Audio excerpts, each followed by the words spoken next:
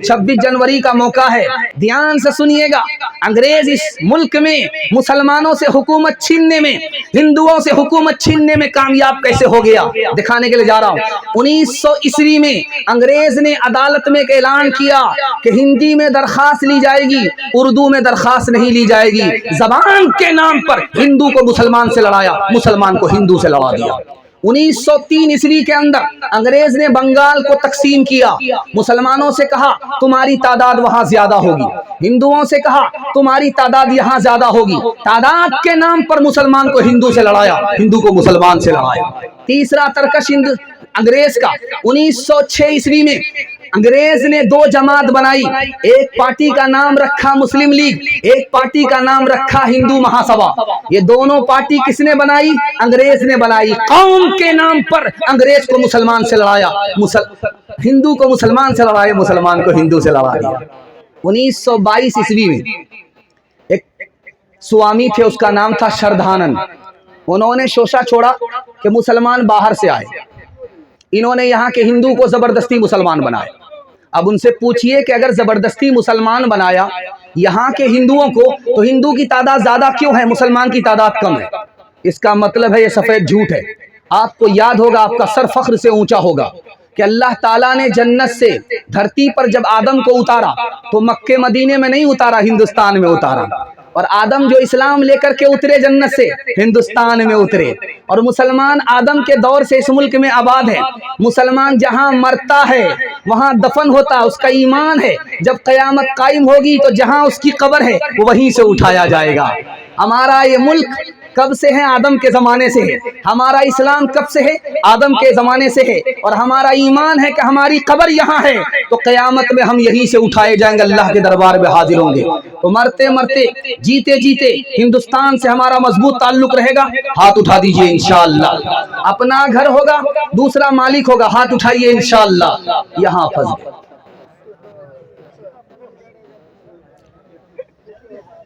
खंडर ही सही ऐ दोस्त, अजमत के निशान है, पोशीदा इसी खाक में शाहान जहां है। माजी की ये ताबीर है, हाल की बुरत तमहीद क़यामत के,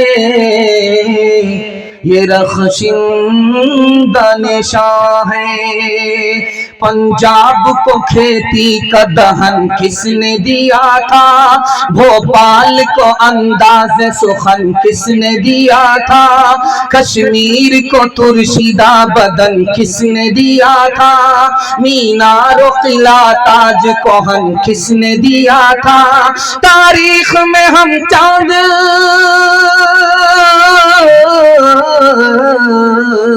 तारीख में हम चांद सितारे ही मिलेंगे, पत्तों पे सभी नाम हमारे ही मिलेंगे, पत्तों पे सभी नाम हमारे ही मिलेंगे।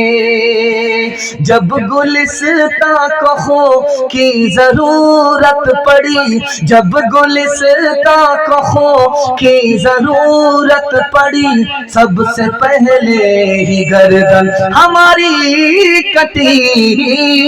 जब गुलिस्तां को खो की जरूरत पड़ी, सबसे पहले ही गर्दन हमारी कटी। फिर भी कहते हैं मुझसे ये अहले वतन, ये वतन है हमारा तुम्हारा नहीं। जलसा मर्दों के हवाले से मुकम्मल हो गया, औरतों के हवाले से सुनाने के लिए जा रहा हूँ। आप लोग मुकम्मल बेदार हैं, बेदारी के साथ सुनने के लिए तैयार हैं? तो दोनों हाथ उठा करके वादा कीजिए इंशाअल्लाह। सारा काम पहले होगा, निकाह बाद में करेंगे। हाथ उठाइए इंशाअल्लाह। हमें निकालना भी आता, फंसाना भी आता। हम आपकी बेदारी को टटोल लेंगे, आप पिंडाल में हैं या ससुराल में। ध्यान से सुनिएगा। ये मोबाइल है, सारे लोग फेसबुक में लड़की तलाश करते हैं, व्हाट्सएप की लड़की को तलाश करके बीवी बनाते हैं। कितना बड़ा नुकसान होता है दिखाने के लिए जा रहा हूं, ध्यान से सुनिएगा। बिल्कुल आपको टेलर दिखा रहा हूं, आईना दिखा रहा हूं, बाईपास ले जा रहा हूं। सालन हमारा पकता है चूल्हे में, जल जाता। सालन पकता है चूल्हे में, जल जाता है। तो देखिएगा उस जलने का असर सालन में महसूस होने लगता है, खाया नहीं जाता है। अगर आपका सालन चूल्हे में जल गया तो खाया नहीं जाता। सालन जल गया तो एक वक्त की परेशानी होती है, लेकिन अगर नाफरमान बीवी घर में आ गई तो दिल जल जाता है, जिंदगी भर आदमी परेशान हो जाता है।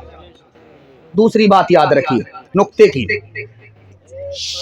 पत्थर मारा गया, शीशा टूट गया, सांस निकल करके आई। इतना कीमती शीशा कैसे टूट गया?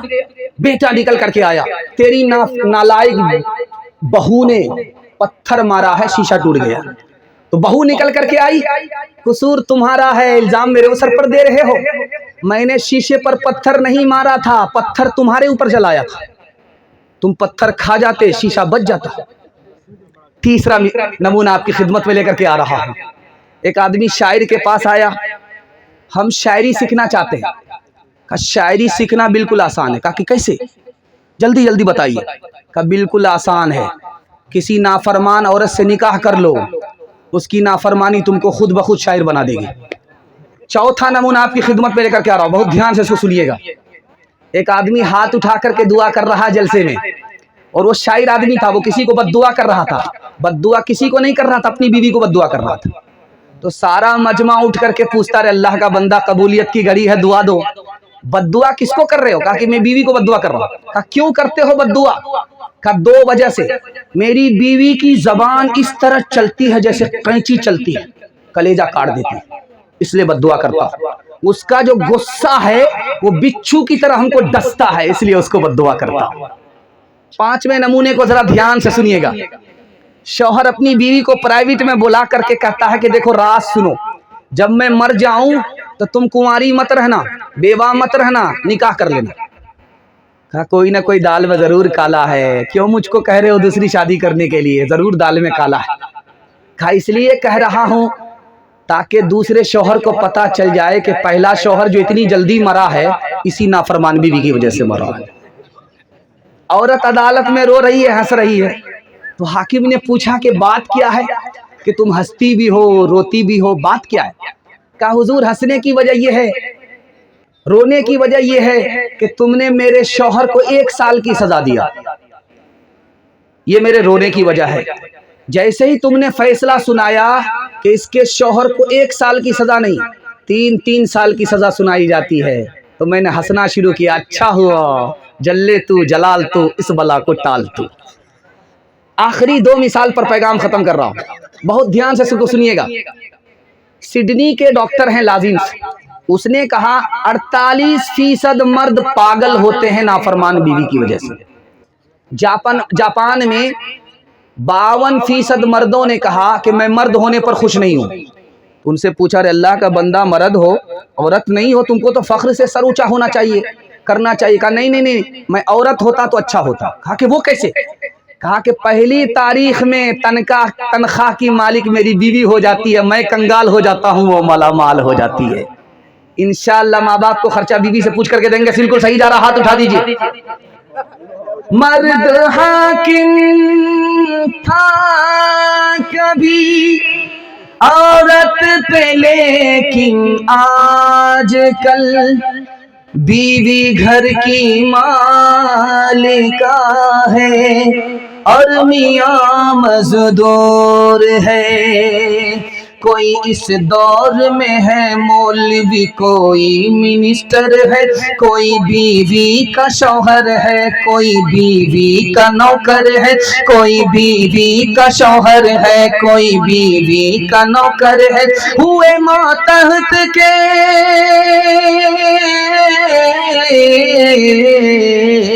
हुए मातहत के मातहत ऐसा इनकलाब आया, मियाँ है दफ्तरी दफ्तर में और बीवी मनीजर है, मियाँ है दफ्तरी दफ्तर में और बीवी मनीजर है।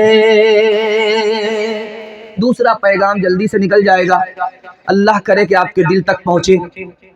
लतीफ़े के अंदाज में आपको सुना रहा हूं, लेकिन सच्चाई आपके दिल तक पहुंचा रहा हूं। अल्लाह करे कि दिल तक सच्चाई पहुंच जाए।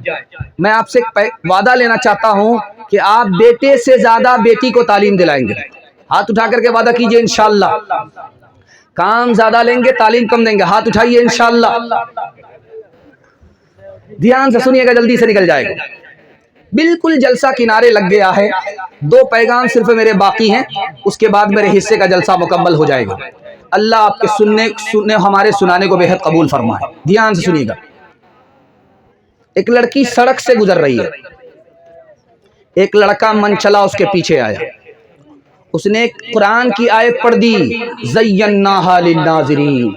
देखने की चीज तो ये लड़की है जो जा रही है। वो लड़की कितनी पढ़ी लिखी थी, उसने कहा हफिज़नाहा मिन कुल्ली शैतानिर रजीम। उसने कुरान की आयत पढ़ दी, ताक झांक करने वाला शैतान होता है, शैतान से अल्लाह की पनाह। लड़का तीसरी आयत पढ़ता है, नुरीदु अन नअकुल मिनहा व तत्मइन्न कुलूबुना। हम तुमसे फायदा उठाना चाहते हैं। तो लड़की पढ़ी लिखी थी, उसने चौथी आयत पढ़ी, लन तनालुल बिर्रा हत्ता तुनफिकू मिम्मा तुहिब्बून। मुझसे निकाह करो तभी फायदा उठा सकते हो, मुझको महर दो तभी फायदा उठा सकते हो। तो लड़का गरीब था, उसने आयत पढ़ दी, वल्लज़ीना ला यजिदून निकाहा। मेरे पास तो महर के पैसे ही नहीं है। तो लड़की पढ़ी लिखी थी, कुरान की आयत कहती उलाइका अन्हा मुबअदून। तो खड़े खड़े क्या देखते हो, जाओ भाटो, दूर हटो, सामने क्यों खड़े हो। तो खिसियानी बिल्ली खंबा नोचे। लड़का जाते जाते बद्दुआ दे रहा है, लानतुल्लाहि अलैक, अल्लाह की लानत तुम्हारे ऊपर हो। तो लड़की पढ़ी लिखी थी, कुरान की आयत से जवाब देती है, लिज़्ज़करी मिस्लु हज़्ज़िल उन्सैन। मुझ पर सिंगल लानत है, तुम्हारे ऊपर डबल लानत है। दूसरी मिसाल आपकी खिदमत में लेकर के आ रहा हूं। आप देखेंगे कि 40 साल की उम्र में दाढ़ी के बाल भी पक जाते हैं और सर के बाल भी पक जाते हैं। और नबी सल्लल्लाहु अलैहि वसल्लम 63 साल की उम्र में थे, दाढ़ी से और सर से सिर्फ 17 बाल पके थे, सिर्फ 17 बाल। अभी क्या है कि 40 साल की उम्र में दाढ़ी भी पक जाती है, सर के बाल भी पक जाते हैं। क्या मतलब हुआ, उस जमाने में उम्र में बरकत थी, इस जमाने में उम्र में बरकत नहीं है। जबकि 40 साल का आदमी मुकम्मल जवान होता है, वो बूढ़ा नजर आ रहा है, दाढ़ी पक जाती है। तो एक बादशाह आईना देख रहा था, देखा तो दाढ़ी पक गई, बड़ा मायूस हुआ। देखा सर के बाल पक गए, बड़ा मायूस हुआ। उसकी नौकरानी जो झाड़ू लगाने वाली थी, वो देख रही थी कि बादशाह सफेद बाल से मायूस हो रहा है। वो करीब आई, कहा हुजूर मैं आपको दुआ देती हूँ, आपकी उम्र इतनी लंबी हो, इतनी लंबी हो, इतनी लंबी हो कि आप बूढ़ा होते हुए बेटा को भी देखें, पोता को भी देखें। आपको सफेद बाल से मायूस होने की जरूरत नहीं है, इसने आपके हुस्न जमाल में इजाफा कर दिया। जिस बादशाह की मायूसी उसको मायूस कर रही थी, उसकी दाढ़ी उसको मायूस कर रही थी, पढ़ी लिखी लड़की के हौसले ने उसको दोबारा जवान कर दिया। दूसरी मिसाल आपके सामने आ रही है, ध्यान से सुनिएगा। बादशाह बड़ा खुश था, सारे दरबार के लोगों से कहा आज मैं बड़ा खुश हूं, तुमको एक ऐलान देता हूं, जो जिस पर हाथ मारेगा वो उसका हो जाएगा। जिसको जहां मौका मिला हाथ मारा, किसी ने दूसरे ही की जेब में हाथ मार दिया। जिसको जहां मौका मिला सोने पर हाथ मारा, चांदी पर हाथ मारा। एक लड़की काली कलोटी नौकरानी बादशाह के सर के सामने खड़ी है, वो किसी पर हाथ नहीं मार रही है। तो बादशाह ने कहा रे बेवकूफ लड़की, सबने हाथ मार लिया, जिसको जहां मौका मिला हाथ साफ कर लिया, तू खड़ी खड़ी क्या मुंह देख रही है। अब बादशाह सलामत, मेरी एक शर्त है, मैं जिस पर हाथ मारूंगी वो मेरा हो जाएगा। बादशाह ने कहा जरूर हो जाएगा। उसने झट से बादशाह के सर पर हाथ मार दिया। अब सारे लोग जो सोना लूट करके खड़े थे, 9-2-11 होने वाले थे, वो मारे शर्म के पानी पानी हो गए कि घाटे में तो हम ही लोग रहे। जिसने बादशाह को हासिल कर लिया, सारी बादशाहत उसके हिस्से में चली गई। तीसरा नमूना आपकी खिदमत में लेकर के आ रहा हूं। तारीख इस्लाम में एक सुल्तान गुजरा, उसका नाम सुल्तान हमीद था। सुल्तान हमीद बहुत बड़ा सुल्तान गुजरा। उसका अपना स्टाइल था, लाइफ स्टाइल था। जब वो खाना खाता था तो घर से बाहर निकल जाता था, बाग बगीचे में उसका पलंग लगता था, पलंग में फूल बिछाया जाता था, उस पर वो कैलूला करता था, 2 पहर का आराम करता था। उस पलंग के ऊपर जो फूल लगाती थी उस लड़की का नाम था जीनत, वो नौकरानी थी, वो फूल का बिस्तर लगा रही थी। उसको एहसास हुआ कि बादशाह फूल के बिस्तर पर रोजाना सोता है, फूल के बिस्तर का मजा कैसा होता है। आज मैं सो करके देखती हूँ, बादशाह को आने में देर है। जैसे ही वो सोती है, थकी मारी थी, थकी मांदी थी, जैसे ही सोई आंख लग गई, बादशाह जो आए तो देखा कि वाह कितनी बदतमीज लड़की है, मेरे बिस्तर पर सो रही, कोड़ा निकाला, बरसाना शुरू किया। लड़की हंसने भी लगी, लड़की रोने भी लगी। बादशाह को बड़ी हैरत हुई, मैं इसको मार रहा हूँ, ये हंस रही है, बड़ी हैरत हो रही है। रोना तो समझ में आ रहा, हंसना हंसना क्यों है?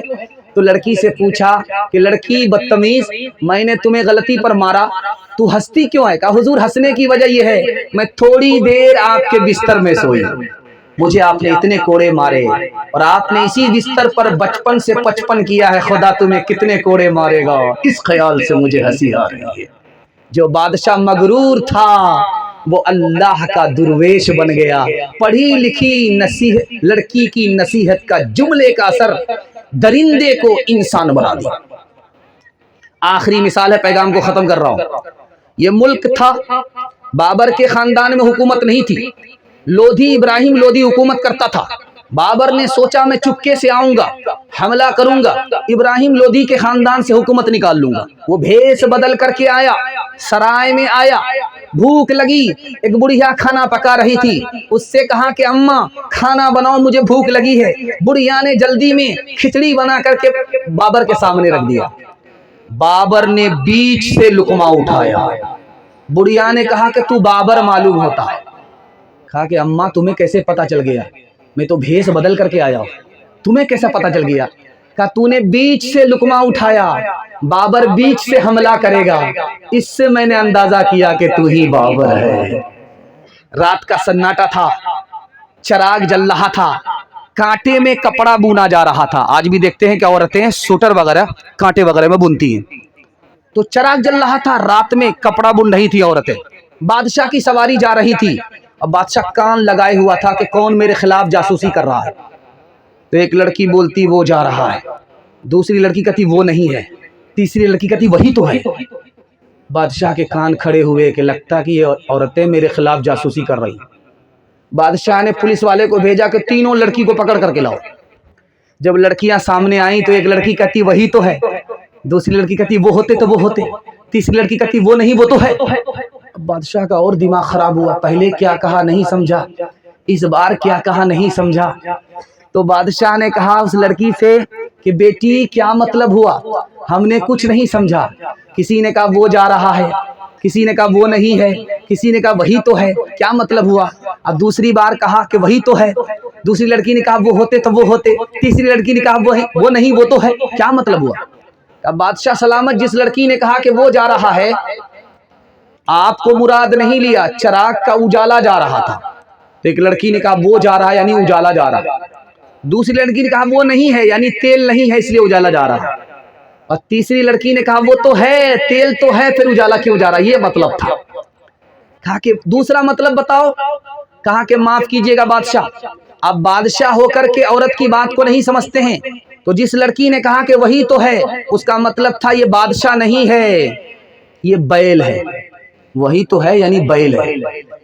तो दूसरी लड़की ने कहा कि वो होते तो वो होते, अगर बैल होते तो सिंह होते और दुम होती, सिंह और दुम तो नहीं है। तो तीसरी लड़की ने कहा वो नहीं वो तो है, अगर बैल नहीं गधा तो है।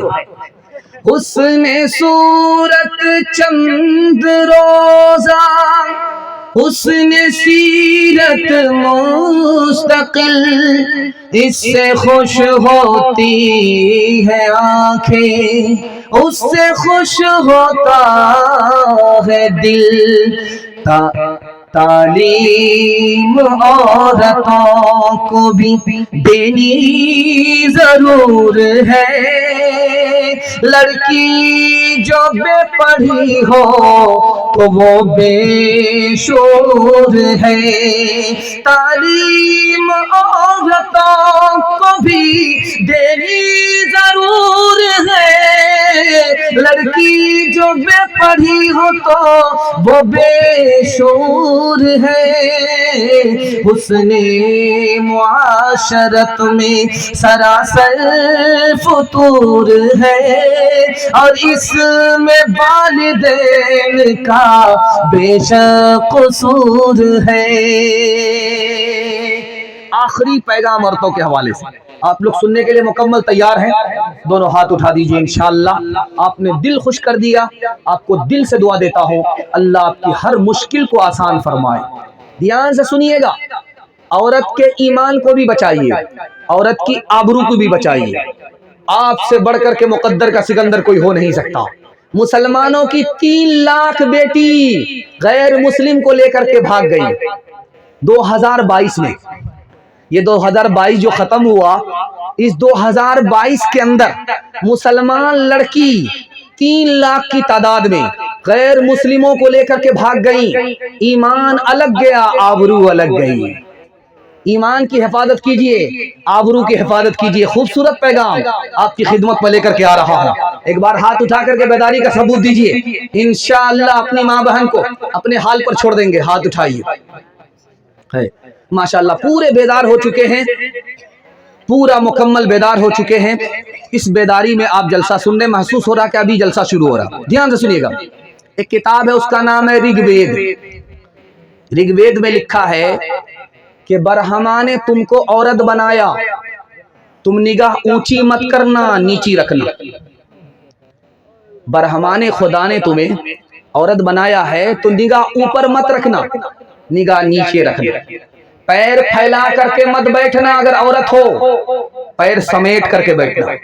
ऐसा लिबास मत पहनना जिससे तुम्हारा जिस्म झलक जाए। एक किताब है, उसका नाम है बरहमा कुरान। उस किताब में लिखा है, जब से औरत के मुंह से नकाब की जाली गई, शर्मो हया चली गई। उसकी जिंदा मिसाल, औरत रास्ता चलते हुए सर के बाल को खोलती है, सर के बाल को समेटती है, किसी की कोई परवाह नहीं करती है। तीसरी किताब है, उसका नाम है विष्णु पुराण, हरिवंश पुराण। उस किताब में लिखा है, जब बुरा दौर होगा, कलयुग आएगा, कयामत का दौर आएगा, फितने का दौर आएगा, औरत अपने हुस्न को बेचेगी, गरीब शौहर को छोड़ देगी, दौलत से निकाह करेगी, 5-7 साल की लड़की माँ बन जाएगी, 8-10 साल का लड़का बाप बन जाएगा। महाभारत किताब है, उस किताब में लिखा, अगर बाप है, जवान बेटी है, दोनों एक साथ तन्हाई में ना बैठे। जवान बेटी के साथ बाप तन्हाई में ना बैठे, क्या पता शैतान जिना करा दे, मुंह काला करा दे। जवान बाप को जवान बेटी के साथ तन्हाई में नहीं बैठना चाहिए। महाभारत में लिखा, महाभारत में लिखा, महाभारत में लिखा है, राजा कंस थे, उन्होंने कुश्ती का दंगल दिया। कुश्ती का जब दंगल हुआ तो जैसे जलसे में लोग मर्द आते हैं जलसा सुनने के लिए, औरत भी आती है जलसा सुनने के लिए। उस दौर की खूबसूरती दिखाने के लिए जा रहा हूँ। कुश्ती का दंगल दिया जा रहा है, तमाशा देखने के लिए मर्द भी हैं, तमाशा देखने के लिए औरत भी हैं। औरत के पिंडाल में जाली लगा दी गई ताकि औरत अंदर से बाहर का तमाशा देखे और औरत को कोई आवारा तमाशा ना बनाए। दिखाने के लिए जा रहा हूं, ध्यान से सुनिएगा। रामायण में लिखा है कि लक्ष्मण जी से पूछा कि आपकी भाभी होती है सीता जी, आपने उनका चेहरा देखा है, काली थी या गोरी थी? कितना खूबसूरत माहौल था, कैसा खूबसूरत हिंदुस्तान था। देवर से पूछा जा रहा है, भाभी के बारे में पूछा जा रहा है कि सीता जी तुम्हारी भाभी हैं, 14 साल तुम सीता जी के साथ वनवास में रहे, सीता जी का चेहरा देखा, वो कैसी थी, काली थी या गोरी थी? देवर का जवाब सुनिए, वो घूंघट डाल करके रहती थी, मैंने चलते हुए पैर देखा है, चेहरा नहीं देखा। आज 150 साल पुरानी बात है, हिंदू समाज की औरत भी घूंघट डाल करके चलती थी। आज हिंदू मुसलमान औरत के चेहरे पर घूंघट नहीं है, घूंघट से ही बाहर नहीं है, आपे से बाहर हो चुकी है। सीता की शक्ति शाम न हो, मरियम भी कोई नीलाम न हो, सीता किसी शक्ति शाम न हो, मरियम भी कोई नीलाम न हो, फिर हुस्न वतन बदनाम न हो, फिर हुस्न वतन बदनाम न हो, फिर रिश्ता कोई बेपार न हो, यूं मेरा वतन खुशहाल है, ये साल तो अच्छा साल है। कहाँ गई वो सीता मैया और कहाँ है अब मरियम, भारतवर्ष में जिनके चरित्र पे गर्व किया करते हैं हम, जो अपनी इतिहास भुला दे, आग लगे उस फैशन में, आग लगे उस फैशन में। हिंदुस्तान का चेहरा देखो सच्चाई के दर्पण में, हिंदुस्तान का चेहरा देखो सच्चाई के दर्पण में। अमन की देवी तड़प रही है गांधी जी के आंगन में, गांधी जी के आंगन में। चप्पल है ऊंचे हील की और ओटनी सी चाल,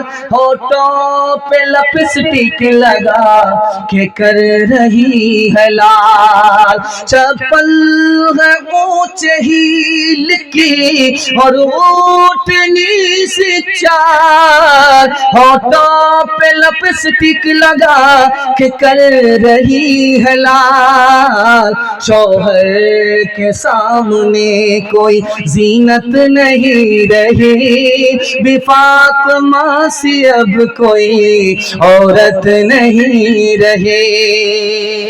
मेरे हिस्से का जलसा मुकम्मल हो गया, 3 मिनट मेरे हिस्से के बाकी है। एक पैगाम मुकम्मल करने के लिए जा रहा हूं। आप लोग तैयार नहीं है? दोनों हाथ उठा दिए इंशाअल्लाह। तैयार नहीं है तो हम भी तैयार नहीं। ध्यान से सुनिएगा, 3 मिनट का आखिरी पैगाम। बेटी जा रही है ससुराल, तो माँ ने उसको नसीहत किया कि बेटी ससुराल जा रही हो, रानी मत बनना। ससुराल जा रही हो, रानी मत बनना, नौकरानी बन जाना। तुम इधर नौकरानी बनोगी, तुम्हारा शौहर तुम्हारे लिए नौकर बन जाएगा। दूसरी बात कहा माँ ने, बेटी ससुराल जा रही हो, शौहर से दूर दूर भी मत रहना, वरना वो तुमको भूल जाएगा। बेटी शौहर के साथ बराबर साथ में मत निकलना, साये की तरह शौहर पर सवार मत रहना, वरना उसको तुमसे दुश्मनी हो जाएगी। बाप ने बेटी को रुखसत किया है, 3 नसीहत किया है। बेटी ससुराल जा रही हो, गुस्सा मत दिखाना, वरना तलाक पड़ जाएगी। बेटी ससुराल जा रही हो, शौहर को डांटना नहीं, वरना मोहब्बत कम और खत्म हो जाएगी। बेटी ससुराल में अटीचर फटीचर मत रहना, साफ सुथरे कपड़े पहनना, आंख में सुरमा लगा करके रहना, वजू करके रहना, ताकि शौहर जब तुमको देखे तो उसकी आंख भी ठंडी हो, उसका दिल भी खुश हो जाए। आखिरी नसीहत सुनाने के लिए जा रहा हूँ, ध्यान से सुनिए के बाद आपसे लेना चाहता हूँ। बेटी की तरफदारी में दामाद को जेल भेजेंगे, हाथ उठाइए इंशाअल्लाह। खैर माशाअल्लाह, डिस्क ब्रेक मार करके साबित कर दिया कि मुकम्मल बेदार है। खैर अल्लाह आपकी बेदारी को सलामत रखे। ध्यान से सुनिएगा, बेटी फातिमा अपने नबी के पास आई, कहा अब्बा हुजूर, चक्की चलाते चलाते हाथ में गट्ठर पड़ गए, एक नौकरानी दे दो, आटा निकाल देगी। अब्बा हुजूर, कुएं से पानी खींचते खींचते हाथ में गट्ठर हो गए। अब्बा हुजूर, एक नौकर दे दो, वो पानी निकाल देगा। तो बाप ने क्या कहा, बेटी ये दुनिया उसके लिए है जिसके लिए वो दुनिया नहीं, बेटी ये दौलत उसके लिए है जिसके लिए वो दौलत नहीं। तुम नौकर मांग रही हो, नौकरानी मांग रही हो। मूसा अलैहिस्सलाम को 10 साल अपनी बीवी के लिए एक ही बिस्तर था, उन्होंने गरीबी पर सब्र किया। बेटी गरीबी पर सब्र करोगे, अल्लाह जन्नतुल फिरदौस में दर्जा बुलंद करेगा इंशाअल्लाह। मालदार से अपनी बेटी का निकाह करेंगे, चाहे जैसा हो। हाथ उठाइए। खैर माशाअल्लाह, पूरा सबूत दिया है। इफलास से था सईदे पाक का ये हाल, घर में कोई कनीज न कोई गुलाम था, घिस घिस गई थी हाथ की दोनों हथेलियां, चक्की के पीसने का जो दिन रात काम था, अट जाता था लिबास मुबारक गुबार से। झाड़ू का मशगला जो हर सुबह शाम था, यो अट जाता था लिबासे मुबारक गुबार से। झाड़ू का मशगला जो हर सुबह शाम था, यूं की है अहले बैत मुतहिरीन जिंदगी, ये माजराए दुख्तरे खैरुल अनाम था।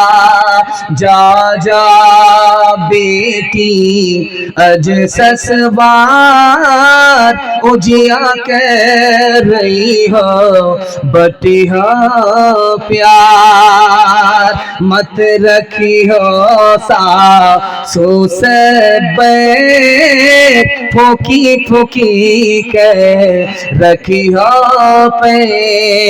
रोज पढ़ी हो बेटी कुरान, रोज करी हो ताज़ा ईमान।